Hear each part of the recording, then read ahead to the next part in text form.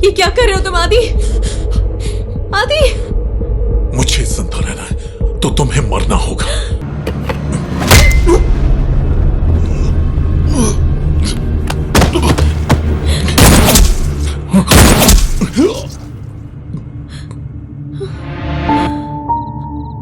मैंने सोचा था सब कुछ सच सच बता देंगे, लेकिन जिसने मुझसे प्यार किया उसी ने मुझे मारने की कोशिश की। इस बात को मैं बर्दाश्त नहीं कर पाई। एक ओर से देखा जाए तो आदित्य को मारने पर अविनाश और उनके परिवार को जैसे इंसाफ मिल गया हो। अब तुम ही बोलो अशोक, क्या मैंने सही किया या गलत? ठीक है,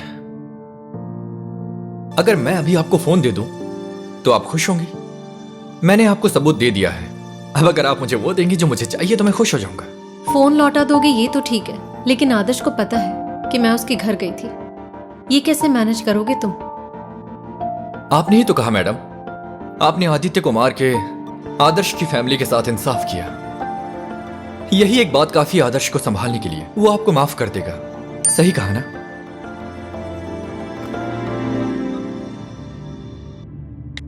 इट्स डन।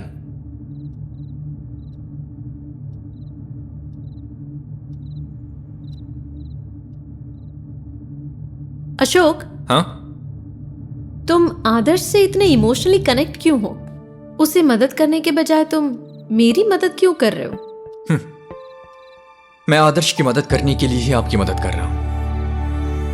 अभी आदर्श हॉस्पिटल में है। ये गायत्री विहार इंसिडेंट के बाद आदर्श बहुत परेशान हो चुका था। मुझे मेडिसिन के बारे में ज्यादा पता नहीं है, लेकिन लगता है उसके दर्द या मेंटल स्ट्रेस से उसका कैंसर पहले से भी ज्यादा फैल चुका है। कहते हैं अमेरिका में कोई नया ट्रीटमेंट आया है जिसमें 1 करोड़ का खर्चा लगता है। पिता की मौत से बेटे का जिंदा रहना ज्यादा जरूरी लगा। आदर्श की मदद करने के लिए ही मैं पैसे लेकर आपकी मदद कर रहा हूं। तुम मुझे एविडेंस दे रहे हो इसीलिए नहीं, लेकिन आदि की वजह से उसकी फैमिली के साथ अन्याय हुआ, इसलिए मैं चाहे जो भी हो मैं मदद करना चाहूंगी। It's my duty.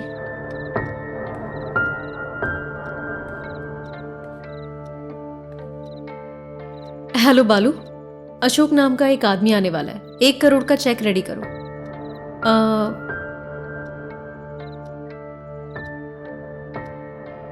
Actually 1 crore नहीं 2 करोड़ का करो। राहुल से मैं बात कर लूंगी।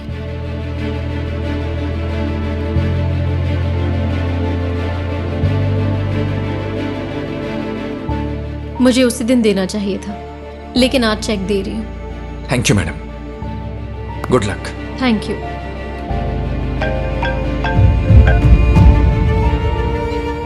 हेलो,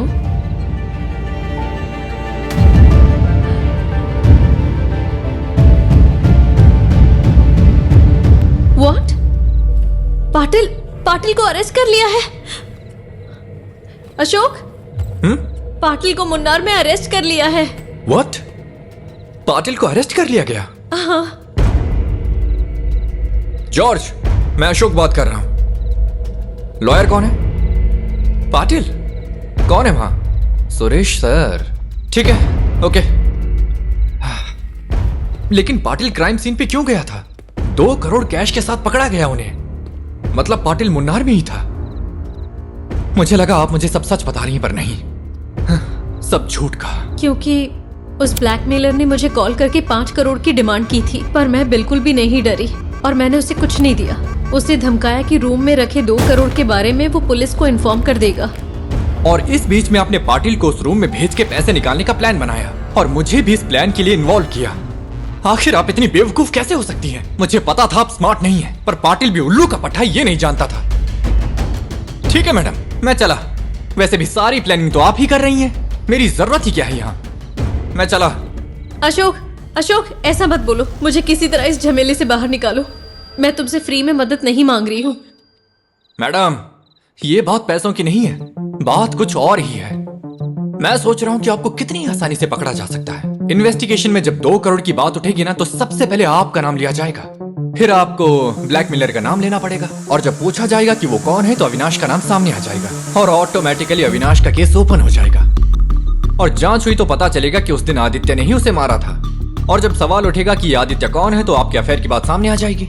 अविनाश की बॉडी कहाँ है ये बात सिर्फ आपको और आदित्य को पता है, और आपने खुद को बचाने के लिए आदित्य को मार डाला है ना?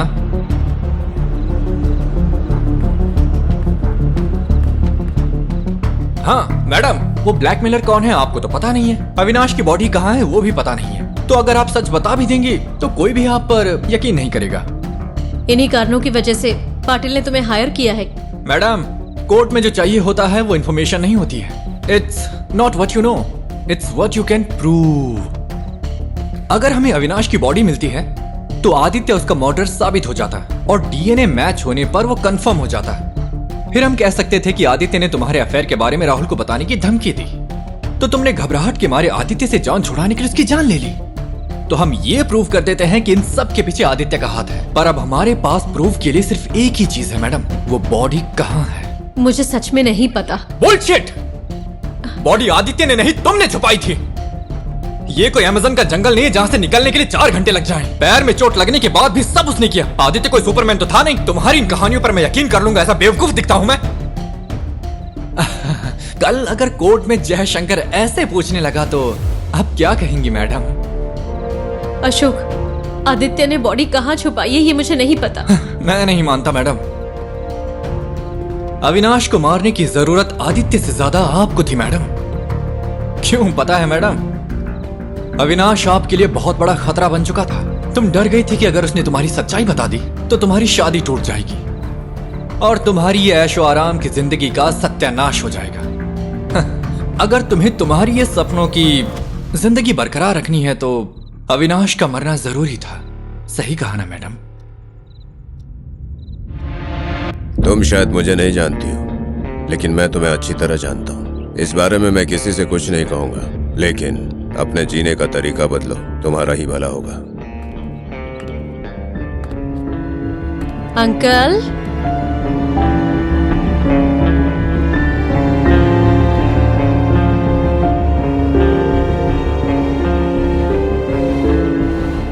आई एम सॉरी अंकल।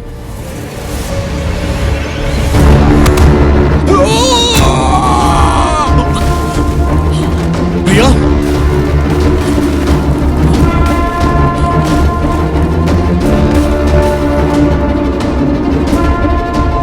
प्रिया, ये क्या कर दिया तुमने?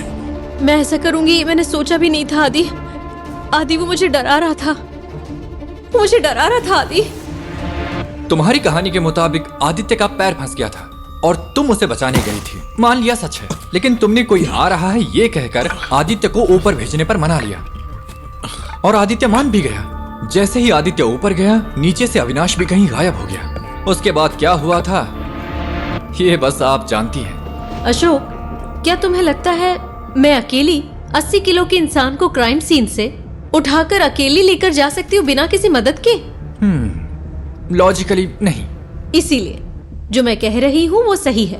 आदित्य ने अविनाश को मारा है, मैंने नहीं। यही सच है, मुझे और कुछ नहीं पता। झूठ को सच में इतने कॉन्फिडेंस के साथ कैसे बोलते हैं ये कोई तुमसे सीखे। राहुल ये है ये तुमने मुझे नहीं बताया था, मैंने साबित किया। आदित्य तुम्हारा एक्स था ये तुम एक्सेप्ट नहीं कर रही थी, मैंने तुमसे बुलवाया। और इन सब के बाद भी मैडम आप मुझसे एक और बड़ा सच छुपा रही हैं। तुम चाहे यहां बोलो या कल कोर्ट में जयशंकर के सामने सच बताओ, तुम्हारी ये जो चुप्पी है ये बोल रही है कि तुम अब भी झूठ बोल रही हो। ब्लैकमेलर ने तुमसे आदित्य को गोली मारने को नहीं कहा था। आदित्य ने भी तुम्हें मारने के बारे में सोचा भी नहीं था, बल्कि तुमने ही प्लान करके आदित्य को मार डाला। कॉन्फिडेंस से कहने से झूठ कभी सच नहीं होता। तुम्हारे नाम मानने से झूठ कभी सच नहीं बन जाता। आदित्य ने ही अविनाश को मारा, यही बात सच है। आदित्य ने मुझे मारने का प्लान बनाया, ये भी सच है। उस वक्त अगर ब्लैकमेलर ने तुम दोनों को फोन में धमकी देकर पैसे लाने को बोला था तो तुम दोनों वहां पैसा लेकर जाते, पर आदित्य पैसे लेके नहीं गया। ये बातें तुम्हें कैसे पता? आदित्य अविनाश की फैमिली के साथ जो कुछ भी हुआ उसे मानकर माफी मांगने के लिए तैयार था। तुम कैसे जानते हो? आदित्य ब्लैकमेलर के सामने सच बताने को तैयार था। ये बात तुम्हें किसने बोली?